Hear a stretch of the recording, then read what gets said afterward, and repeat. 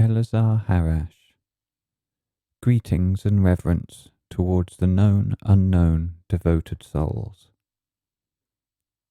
Gold and diamonds are found only within the loyally devoted souls.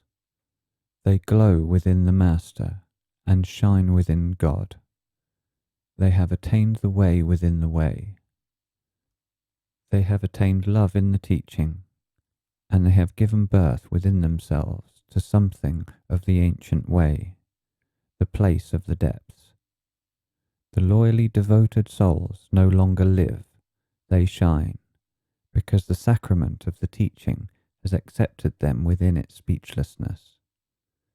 They have become the way within themselves, and God gazed upon himself within them. The Master unlocked God for them, and they unlocked the Master within their souls. Greetings and reverence towards the known, unknown ones.